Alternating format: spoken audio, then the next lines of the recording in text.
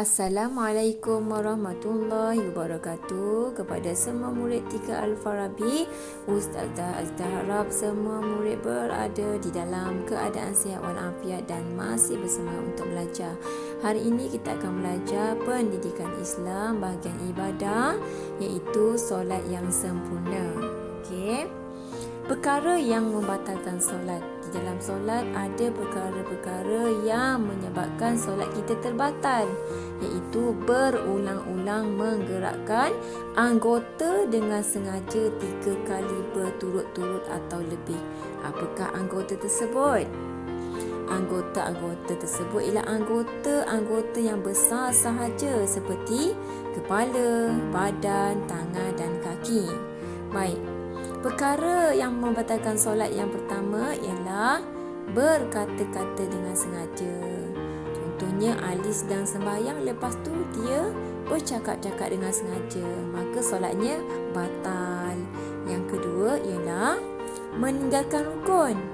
Okey, di dalam solat kita ada rukun. Seperti contohlah gambar tersebut ialah dia sedang iktidal berdiri dan dia terus sujud. Maksudnya dia sedang meninggalkan rukun, iaitu rukuk, maka solatnya batal.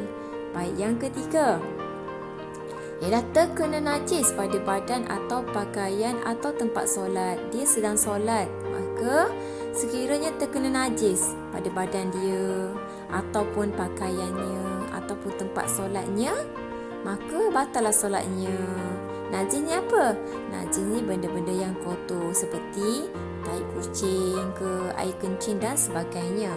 Baik, yang keempat, perkara yang batalkan solat ialah terbuka aurat dengan sengaja. Maksudnya dia sengaja je. Dia dah tahu aurat dia terbuka dan dia biarkan saja. Contoh seperti dalam gambar kan, nampak kaki tapi dia biarkan aja. Okey, maka batal solatnya. Yang kelima ialah makan atau minum. Macam mana berlaku makan atau minum sedang solat ni ya?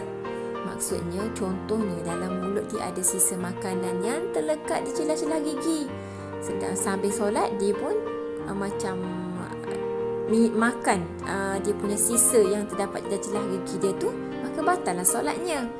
Baik, yang keenam, dia ketawa hingga terkeluar suara. Ketawa sehingga terkeluar suara. Tengah-tengah sembahyang, tiba-tiba dia tergelak. Terkeluar suara dia, batallah solatnya. Yang ketujuh pula, perkara yang batalkan solat ialah hilang ingatan kerana gila atau pitam. Hilang ingatan, tiba-tiba dia tak ingat apa-apa. Okey? Sebab dia jadi gila tiba-tiba. Okey? Ataupun dia pitam. Pitam ni dia pengsan. Maka batal solat dia.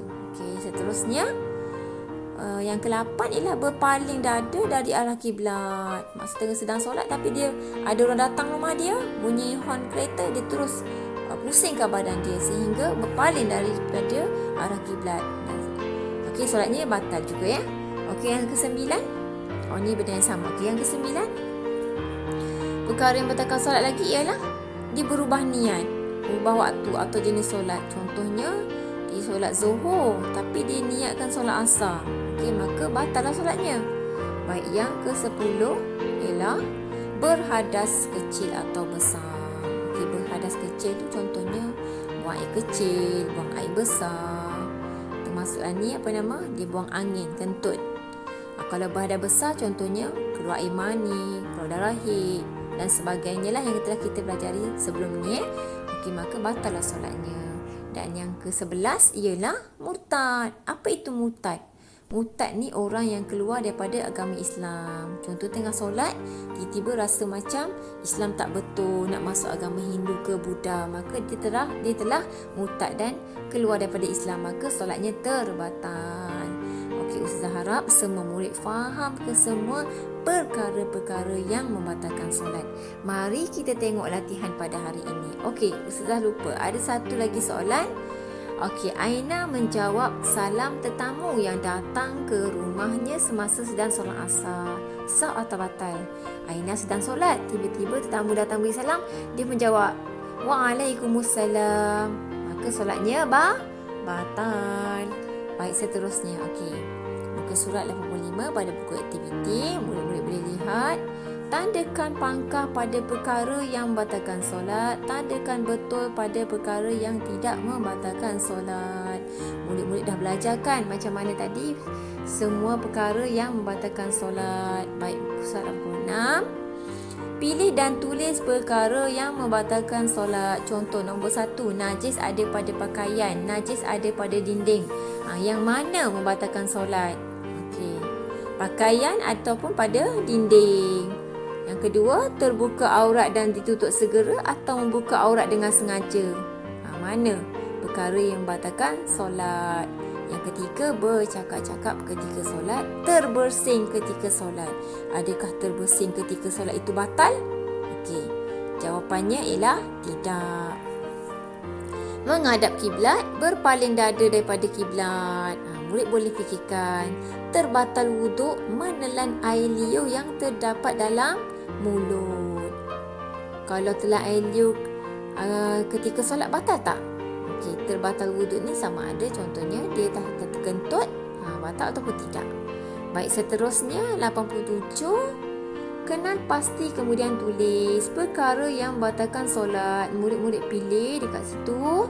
Kat atas tu masukkan dalam petak tu 1, 2, 3, 4, 5. Pilih mana perkara yang membatalkan solat.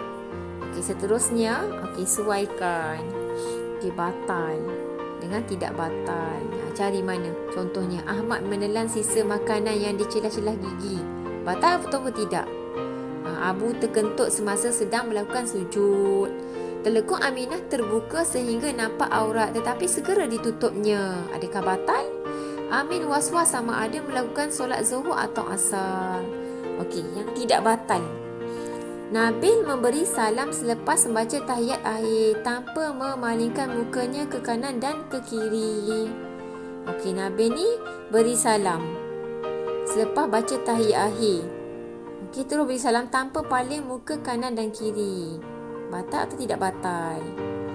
Luqman berbaju Melayu tanpa bersamping dan bersongkok ketika menunaikan solat. Maksudnya, dia solat tak pakai baju Melayu dan songkok. Batal tak?